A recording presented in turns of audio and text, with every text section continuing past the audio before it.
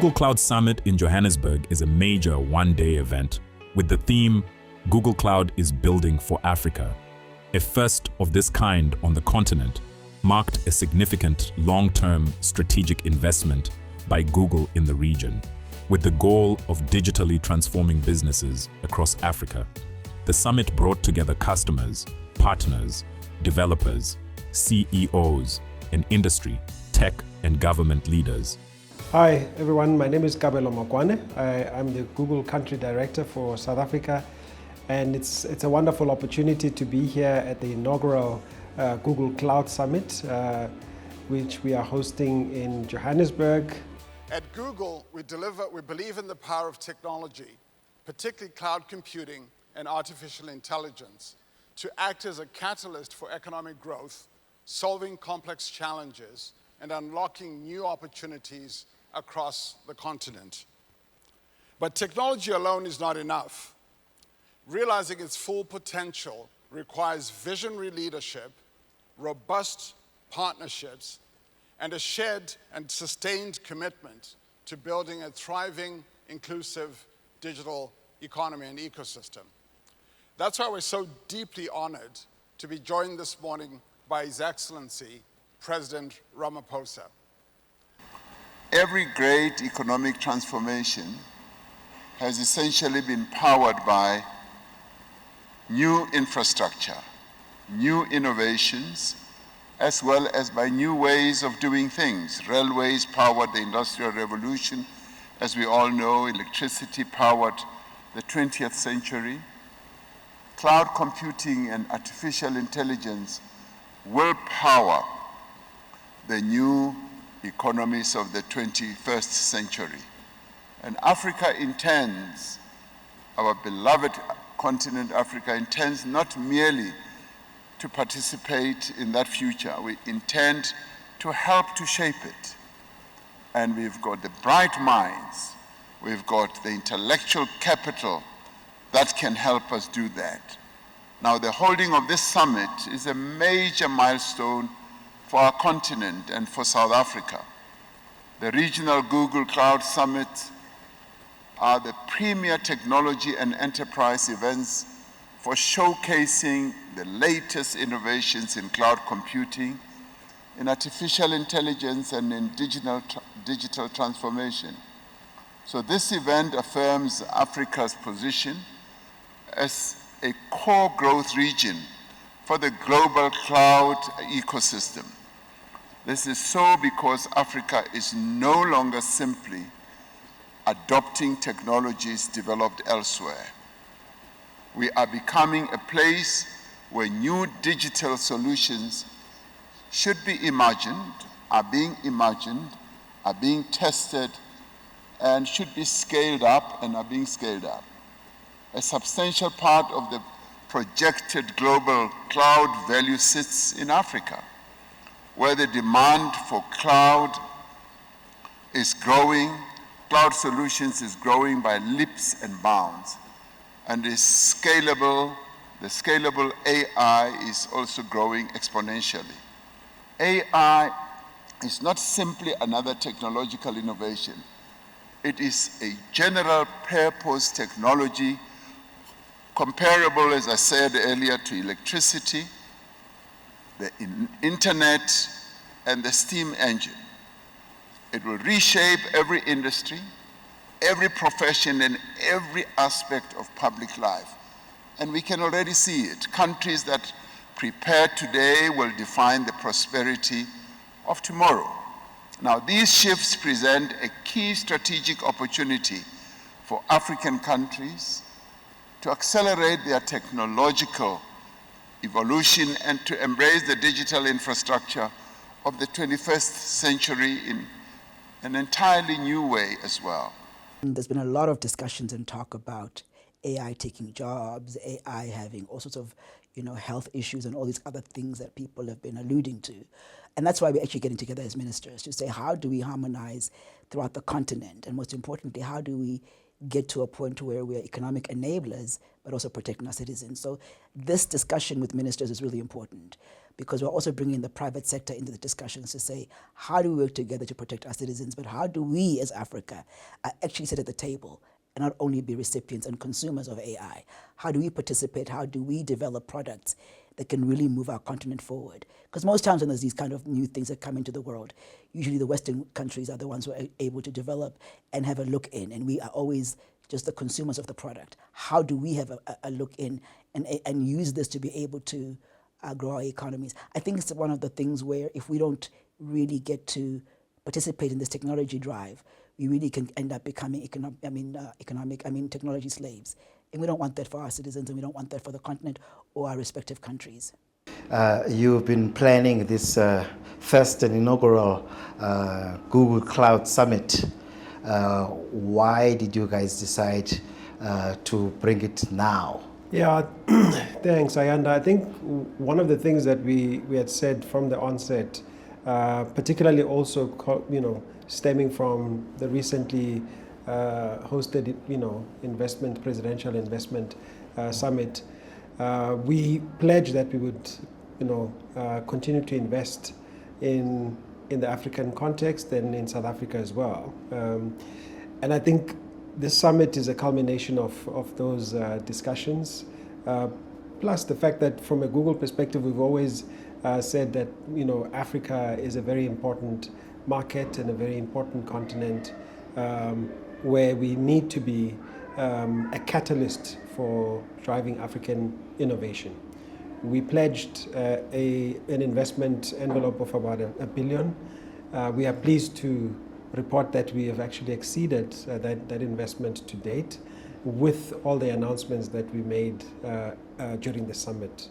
Yeah, I recall that. It was, I think, 2021 at the South African Investment Conference when you pledged that. Yes. So you were saying that you've not only reached the target, but you've exceeded. Yes. And in which areas did you add more to this investment? The recent announcements are these additional areas because we've continued to broaden the connectivity infrastructure. If you recall, the previous summit, we were still talking just about the Equiano cable system, which from a connectivity perspective, infrastructure being an important, foundational element to how we catalyze the innovation in Africa, how we bring Africa into the digital economy. We've now announced the next phases of broadening out that infrastructure investment and connectivity being a critical part of it, with the expansion of the Umoja cable system connecting South Africa with Australia. The landing site for the Umoja system, the cable system, is in the Eastern Cape, and the Eastern Cape will effectively be a very critical part of connectivity exchange hub for the connectivity of Africa with the rest of the globe. Today we're announcing a new connectivity hub, the South Africa Digital Exchange Port in the Eastern Cape, which connects. Thank you. This will connect directly to Australia via our Umoja subsea cable. The exchange port will significantly expand local compute capacity, and its enterprise-grade security and compliance allows companies to scale confidently with local regulations. This new hub builds on our launch last year of the Google Cloud region, as well as our long-term investments in infrastructure, our strategic partnerships with leading African companies like Cassava. Along the side of the investment in the Eastern Cape, which they definitely need, what are you doing in terms of skills base and as well as your SMMEs? I think some of the session of your acceleration program, we're talking about it today. Coupled with the infrastructure piece, capacity creation, skills, and enablement is absolutely critical. In actual fact, it was resonant also with the president's keynote earlier to say we need to invest in enabling our youth, particularly to take advantage of these tools and these platforms and technologies. So to that extent, we've pledged a $1 million investment, and that $1 million investment is so that we can at least target about 3 million youth, particularly, not exclusively, of course, to enable them to actually really kind of take full advantage of these platforms, the Google platforms, the AI technology that we are bringing into market, and fully leverage them to build solutions and build innovations that can find themselves in the rest of the world as well, that can be exportable, as opposed to just, let's call it, being a consumer of technology. So we are serious about that. We've already reached around 1 million, and this is across sub-Saharan Africa. Our target is to really kind of accelerate that and ramp that up. In addition, what it means also is that we need to be intentional about how do we foster, innovation, and to that extent, today as well, we announced the launch and the establishment of an innovation hub in Soweto, making sure that we're not only just focused on the urban areas that are well endowed, but we're also targeting peri-urban and rural communities intentionally, making sure that we create or catalyze economic development in those particular regions as well. And we're working with the African Union Commission to bring Gemini for Education, Notebook LM, and related training to universities across all 55 member states. We've also taken on a bunch of really exciting new projects to reach new talent. For example, here in Johannesburg, we're working with the We Think, We Code to build a 3 million rand digital innovation center in Soweto, which will serve, thank you, we're very excited about that, which will serve as a scalable skills platform so that people everywhere, as the president suggests, don't get left behind, including in the townships. Where you're sitting, there was another creator, William Lehong, who created Olga, a digital artist that is making the rounds on Spotify. Yes. But he said to me that he had to set up in Dubai for it to really take up, because in the country there's no such facility. So you're aiming to create digital platforms and digital assets. The question always been, whose song is it? And how do you deal with such, especially policy-wise of intellectual property? How in your AI systems and platform, how do you deal with that? A fantastic question, because the discussion around intellectual property rights, IP protection, as well as ethical AI, establishing good guardrails for AI has been central. It's been central to how we are thinking about all the tools and platforms, the large language models that we've built and continue to make available. As a frontier model, kind of developer, Google operates on a set of very stringent principles in how we're building these models from an ethics perspective, let alone intellectual property. And just to exemplify, we've integrated into our platform a technology called SynthID, and effectively that tells you if something is an original, let's call it image or production, versus that which is AI generated. And therefore the attribution of who the content creator or who the photographer for that matter was becomes a lot easier in terms of that, because we recognize the piece around making sure that people, when they create this content, it builds livelihoods. It needs to be monetizable, and they need to be correctly recognized and also protected from the intellectual property side of things. I've heard of your other initiatives, whether it's in journalism, but what I haven't come across is around policy development, especially in Africa, where you beat small technology like e-hailers that to come to African territories well ahead with the policy development. Does Google have an initiative to bringing policymakers on board? Absolutely. It's a key piece, and I think that we all will kind of recognize the fact that policy tends to trail when it comes to tech, keeping abreast of tech evolution, which typically is at breakneck speeds. And therefore, for policymakers, our efforts have been in 3 key areas. One is we're engaging with academia. We've got established partnerships with the VET's, DeepMind, the University of Pretoria, Stellenbosch and University, and a few others. University of Venda, actually. We've intentionally also made grants and funding available to those research areas within the academic space, plus making sure that people who are supporting government in policy formulation are suitably equipped based on what we know as international practices, which we can bring to our shores. That's one. There's also ongoing engagements with various ministries and departments. With DCDT, we've got ongoing engagements with science and technology as well as the CSIR.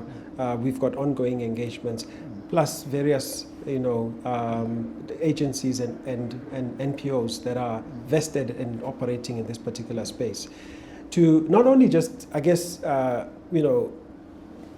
bring our sort of understanding and best practices as we know it from the rest of the world, but also to be part of the dialogue, the co-creation, because you would appreciate, Ayanda, that we need to find solutions that make sense for our market, and to be a vested stakeholder that's participating actively, informing the dialogue, informing the policy formulation process is super critical. And of course, we want to make sure that as we go forward, we avert incidences as what we've recently seen, where policy is formulated and AI, there's AI hallucinations embedded in there, or not referenceable information, and those kinds of things I think are avoidable, and I'm glad to see that the ministries are moving in the right direction, engaging academia, engaging people who can actually bring the right expertise, beyond reliance on just the platforms and the tools, which is a super important conversation. We cannot abdicate our roles and responsibilities to AI. AI is intended to accelerate and also help us with efficiency. We still hold the responsibility of ensuring that the information is credible and is of high fidelity. Talk about credibility, and everything happens online. A lot of parliamentarians and policymakers always ask the question, data protection, and as well as digital sovereignty. How do you navigate and still have a healthy investment in African countries? It's wonderful, because I think for us, because we've been very intentional about addressing a lot of those types of concerns. This particular summit from Google comes on the back of the region that we announced last year. So last year we launched the first Google Cloud region in market, which had been a few years in the making, and we officially opened that region for our customers, our youth, our academia, and society at large, to be able to leverage that. What that means in context of your question is that we've net effectively built the infrastructure that is essentially establishes that digital sovereignty, because the data resides in market, the data resides in country, and for those requirements where it's either PII information or sensitive data, it would be resident in the continent. Your takeaways from this summit, what do you think were, and what's next? For us, the summit was an amazing, resounding, success. Just in terms of we were overwhelmed by the interest from the public. Unfortunately, due to space limitations and so on, we couldn't accommodate everybody. But as early as 10, I saw the note of like, oh my God, eventful. Yeah, it was quite hard for us. from that perspective, we wish that we could have accommodated everybody. But I think some of the other takeaways is we also talked about how we can really start to make a meaningful intervention in the creator space. So we announced the partnership with Idris Alba and Idris Alba's organization Akuna, and here it's again additional investments which go beyond what we had set out to the tune of $1 million that will be directed at just catalyzing and supporting the creator ecosystem. Let's actually hear from him directly. Joburg, how's it going? Thank you. It's a real honor to be here with you guys at the Google Cloud Summit. As you know, Africa is bursting with untold stories, and we have creators with raw talent, unique voices, and perspectives that the world desperately needs to see and hear. But too often, the barrier isn't a lack of vision, it's a lack of access. That's why I am incredibly proud to announce this partnership between the Akuna Group and Google. Together, we are launching an AI education initiative for sub-Saharan African creators. This work will be backed by more than $1 million of support from Google.org, specifically designed to empower underrepresented creators across the continent. Through this initiative, we're going to help storytellers develop AI upskilling, opening doors, and giving them access to Google's most advanced storytelling tools. This is more than just about making content, it's about delivering real impact. The talent is already here. Talent is everywhere, opportunity is not. Now we're giving them the tools to build a real future in storytelling. Stay tuned for more. I'm sure publishers, before we close up, would want me to ask you this question. Yeah. I remember you were busy with the initiative of paying for the journalism work as it's done in other territories. Where are we with that? Yeah, we actually were quite front-footed in engaging with the regulators, in particular here, SAC, South African Competition Commission, on the media inquiries. We are very glad to say that we've really found a good, happy, middle ground, just in terms of how do we be intentional about supporting the digital transformation of your media houses and the publishers, so that they too don't get left behind. And today, actually, we saw great evidence of that. I mean, their track was oversubscribed, which tells us that a lot of them are actually starting to realize that they can really leverage these technologies, like, for instance, Notebook LM, with which really accelerates the pace at which they can do research, right? Credible research that's referenceable with the right sources. And together with that, also, we've now put a banner in our search platform, which effectively identifies content that is coming from South African publishers. And maybe last but not least, we've been on a roadshow, just making sure that even, let's call it some of the niche community radio stations and so on, we are starting to target and reach so that we can enable them and build some awareness around the capabilities that they can take advantage of to accelerate their growth. Kabelo, thank you for joining us on BRICS Africa Channel, and well done to the summit gone well. Thank you so much, Ayanda. Our pleasure. Thank you. Thank you. Thank you.